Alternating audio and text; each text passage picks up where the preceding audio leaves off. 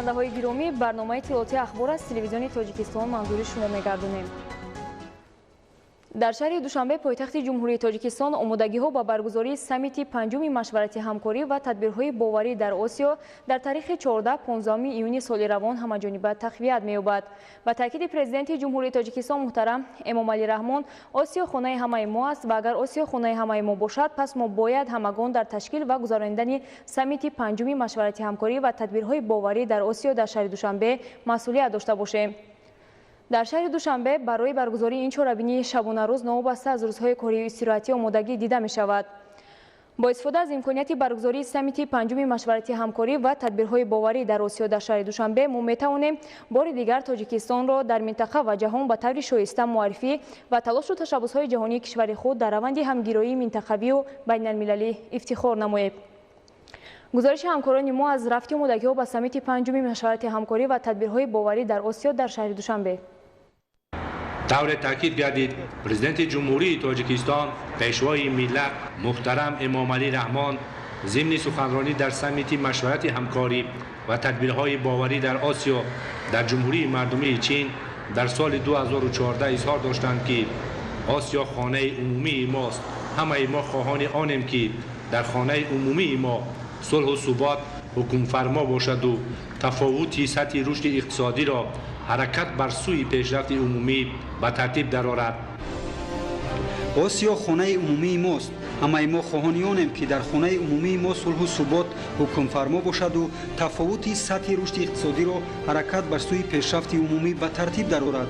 ما باید اقتدار مشورتمان را پوره استفاده نماییم تا که در زمینه مکالمه وسیع سعی و کوشش عمومی بهر رشد استوار اقتصادی و امنیت مشترک جامعه با ثبات و شکوفان خلق‌های آسیا را برپا نماییم.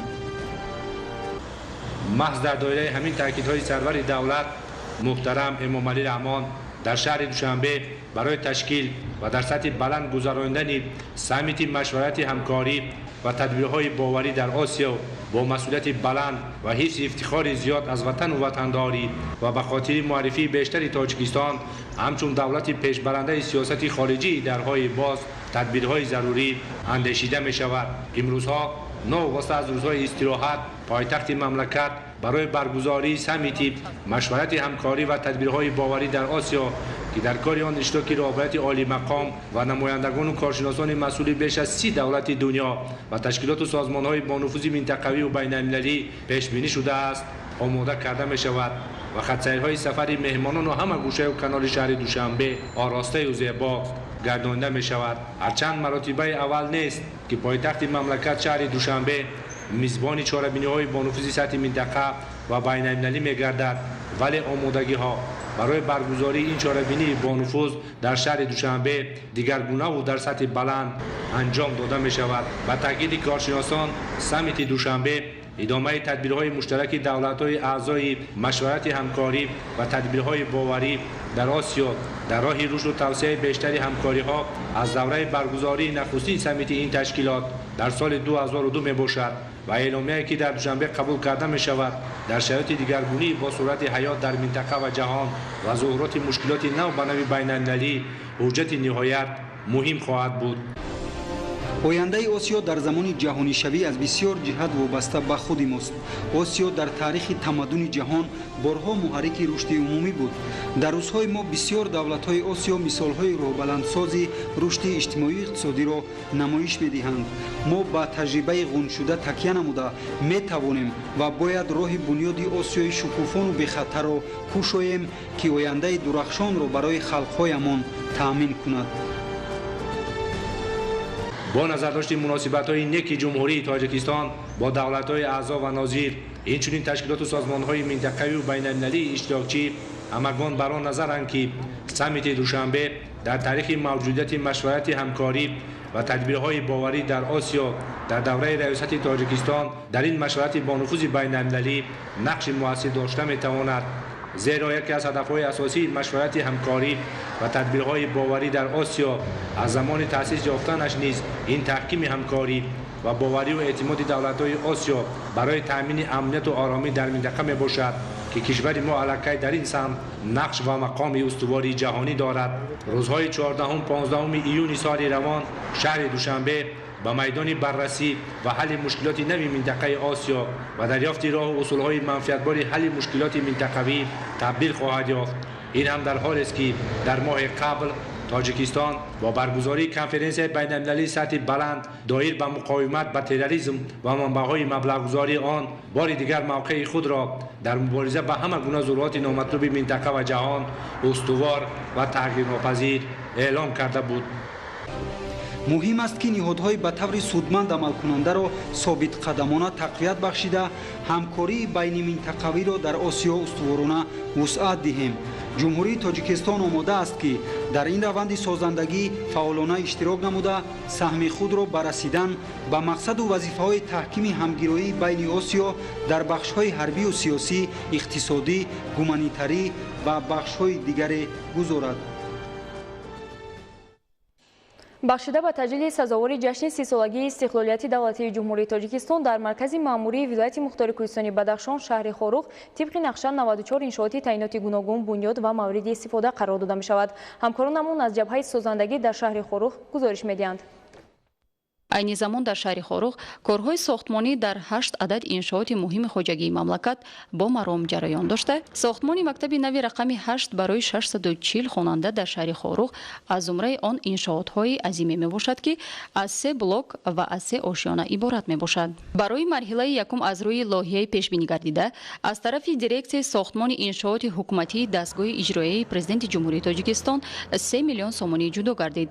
корҳои бунёдӣ дар зербинои мактаби оянда бо истифодаи техникаи пуриқтидор дар ҷараён аст. дар сохтмони бинои маъмурии мақомоти иҷроияи ҳокимияти давлатии шаҳри хоруқ низ корҳои заминӣ ба анҷом расида пешбурди корҳои сохтмонӣ аз ҷониби пудрачии сохтмон ҷамъияти дорои масъулияташ маҳдуди ҷовид таъмин карда мешавад. корҳои сохтмонӣ аз моҳи апрели соли 2019 бо маблағи ҷудо гардида зиёда аз 1 миллион сомонӣ дар ин иншоот оғоз гардид. бинои мақомоти иҷроияи ҳокимияти давлатии шаҳри хоруқ аз 7 ошёна бунёд хоҳад гашт. интизор меравад ки корҳои сохтмонӣ дар соли 2021 ба итмом хоҳанд расид. дар 5 моҳи соли равон дар 2 бинои асосӣ корҳои сохтмонӣ оғоз шуданд. аз ҷумла дар сохтмони мақомоти маҳаллии ҳокимияти давлатии шаҳри хоруқ ки фармоишгар он дирексияи иншооти ҳукумати ҷумҳурии тоҷикистон мебошад ва бинои дуюм бошад яке аз бинои муҳим бинои мактаби рақами 8 ки дар 2 марҳила сохта мешавад.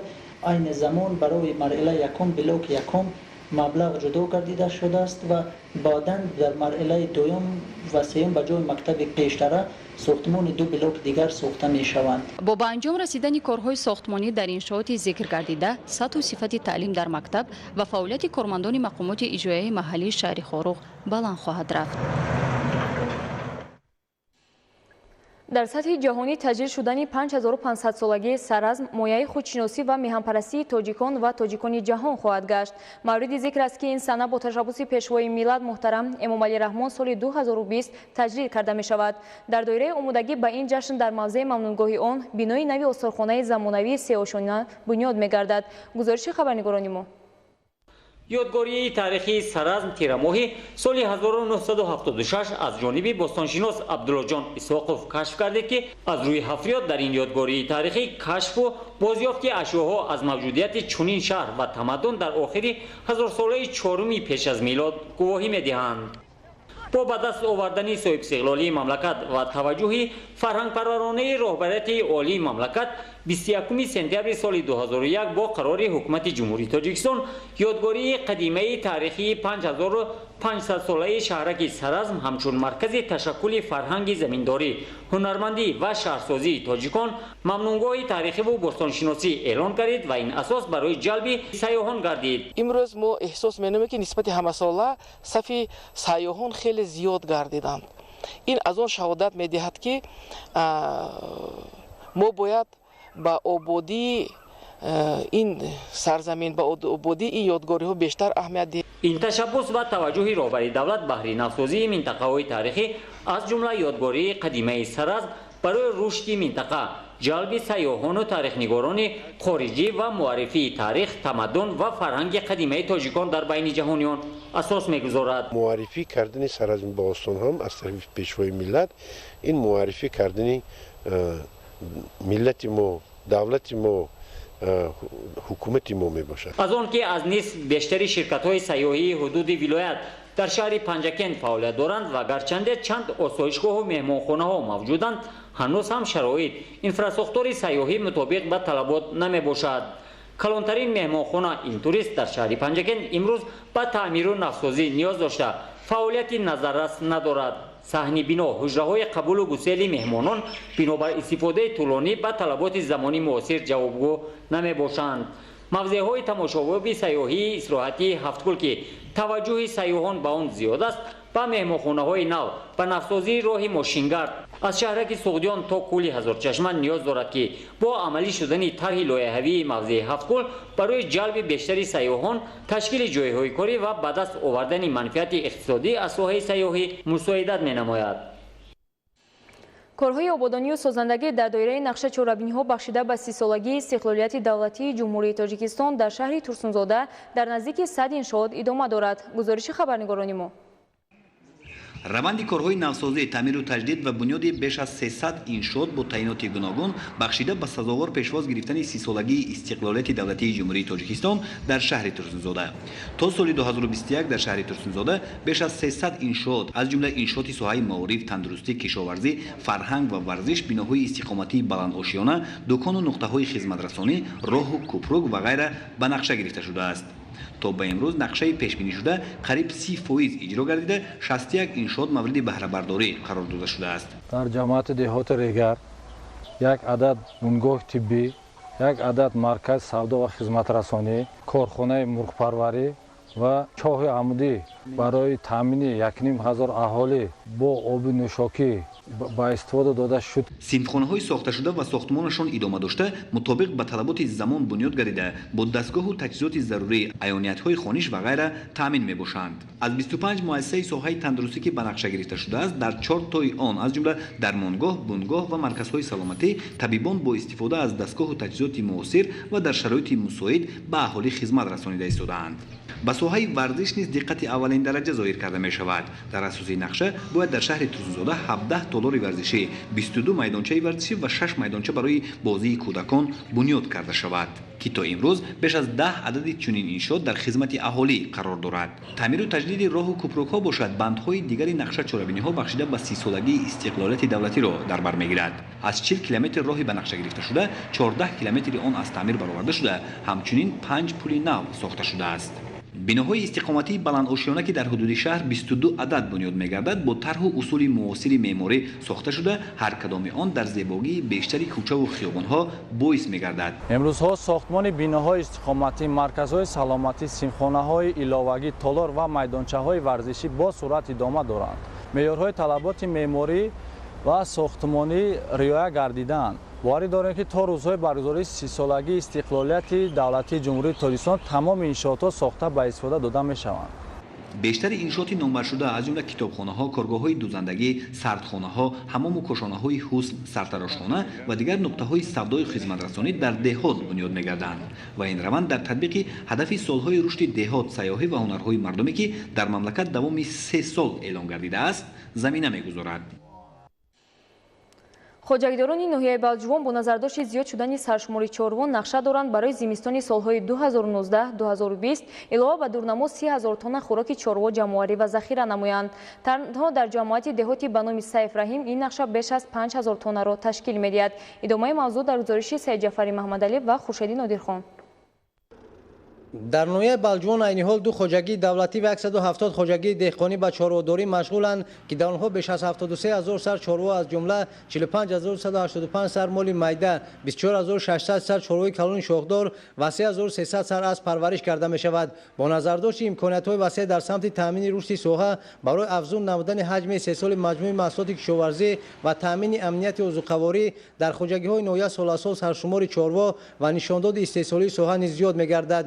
برای به طرف نگاه داشتن چارواهای موجوده میدان کشت زراعت خوراک چاروا در ناحیه زیاد شده. دوام چند سال اخیر آن به 1010 گکتار رسانیده شده است که 50 گکتار آن را میدان کشت امساله خوراک چاروا تشکیل می‌دهد. سال گذشته کشاورزان ناحیه از 960 گکتار چنین میدان‌های کشت بیش از 5000 تن بیده و حساب علف‌های طبیعی و زراعت غله‌دانگی 23000 تن خوراک درست چاروا جمع‌آوری و ذخیره کرده. امسال باشد برای دوره زمستان اقدام گرفتند که علاوه بر این نقشه دورنما هرچی بیشتر خوراک چاروا جمع‌آوری و ذخیره نمایند. میدان عمومی چراگاه در حدود ناحیه بلجوان 80000 گکتار را تشکیل می‌دهد. با سبب مساعد آمدن موسم بهار امسال نشونمای علف‌های طبیعی در این میدان‌ها خیلی بهتر شده. از این حساب کشاورزان نیت دارند که علاوه بر دورنما قریب 3000 تن خوراک چاروا جمع‌آوری نمایند. با این مقصد طبق نقشه چاره‌بینی مقامات اجرایی محلی حکومت دولتی در جماعت دیوتی به نام سیف رحیم نویه برای در عمل تطبیق نمودن دستور سپارش‌های پیشوای ملت پرزیدنت جمهوری تاجیکستان محترم امامعلی رحمان اوید به دستگیری رشد ساحه چارواداری و ذخیره دو ساله خوراک چاروا در موضوع دورنمای ساحه و ذخیره خوراک چاروا مشورت کشاورزان دایر گردید. در این تدبیر تاکید شد که باید توسط اشر دسته‌جمعانه و جلب تکنیک‌های ساحوی معرکه جمع‌آوری خوراک چاروا در دیگر جماعت‌های دیوتی نویه نیز وسعت داده شود. ما ساکنان جماعت سیف رحیم نقشه چاره‌بینی‌ها ترتیب داده تصمیم گرفتیم که 5600 تن خاشاک درشت برای گذراندن زمستان سال 2019-20 جمع‌آوری نماییم. معرکه جمع‌آوری خوراک چاروا در ناحیه ادامه داشته در هر یک جماعت دیوتی ناحیه با جلب متخصصان گروه کاری تأسیس داده شده است. در جماعت دیوتی به نام سیف رحیم عین حال 10 عدد تکنیکای ساحوی به کار سفربر شده در برابر علف‌های طبیعی همزمان جمع‌آوری میدان کشت زراعت خوراک چاروا نیز جریان دارد. در جمهوری تاجیکستان زیاده از 6 میلیون استفاده برنده تلفن موبیلی به خرید گرفته شده است. اگر ضرر اقتصادی تلفن موبیلی را به نوبت گیریم، هر نفر در یک روز از 15 تا 20 سومانی صرف می‌کند. استفاده برزیاد تلفن موبیلی می‌تواند انسان را به بیماری سرطان یا اینکه فراموش خاطری مبتلا نماید. گزارش خورشیده نجمیدین. استفاده از حد زیاد و بی‌مورد تلفن‌های موبیلی در زمان جهانی شوی در برابر تاثیر ناگوار به سلامتی انسان همچنین به وضع اجتماعی نیز تاثیر نامطلوب دارد. در چند سال اخیر نشان دهنده‌ها و حساب‌های آماری نشان دادند که استفاده از حد زیاد تلفن‌های موبیلی در بین عائله‌های جوان به نظر رسیده باعث ضرر زیاد به سلامتی مرد و زن و حالت روانی آنها گردیده است. به بیماری‌های نورولوژی و بیماری‌های سیستم دل و بیماری‌های آنکولوژی یعنی که با آموزش بدخیم آورده می‌رساند. جهت دیگر این مشکلی روانی تاثیر ناگوار آن بر رشد جسمانی و عقلانی نسل نورس به حساب می‌رود. آنها شده در بین مردم ما کودکان و نورسان بسیارتر استفاده می‌برند. تاثیر منفی آن بسیارتر به کودک‌ها تیزتر می‌گذارد به خاطر آنکه ارگانیسم کودک همه چیز را تیز به خود قبول می‌کند. نه بلکه به سیستم مرکزی عصب می‌تواند که به تمام سیستم ارگانیسم انسان تاثیر خود را رساند. ضرر تلفن به انسان این یکم به سیستم شنوایی به خراب گشتن سیستم مرکزی عصب حتی تونوبینایی آورده می‌رساند. تاثیر منفی که در آخر آورده می‌رساند می‌تواند به بیماری سرطان معده سر یعنی که به عضو بصیره عضو شنوایی آورده می‌رساند حتی تا کار و گونگی هم آورده می‌رساند. طبق اطلاع سازمان عمومی جهانی تندرستی باشد همه سال 250,000 نفر از ساکنان دنیا هنگام استفاده بی‌موقع و بی‌مورد تلفن‌های همراه در سر چنبرک ماشین و کوچه و خیابان‌ها جان خود را از دست می‌دهند. به مشاهده رسیدن چنین مشکلات پسیکولوژی در جامعه یعنی وابستگی زیاد از تلفن‌های موبیلی هر یک انسان سالم فکر را امروزها وادار می‌سازد که بهر رفع این مشکلات جای داشته چاره اندیشد و از استفاده بی‌مورد تلفن‌های موبیلی و سامانه‌های اجتماعی و هر گونه بازی‌های تلفنی هم خود و نزدیکانمان خودداری نموده همگان احتیاط نماییم تا باعث ناخوشی‌های زیاد نگردد. خورشیده نجمیدین، مقصد اخبار. بیننده‌های گرامی، این بود نشر نوبتی برنامه اطلاعاتی اخبار. خیر سلامت باشید.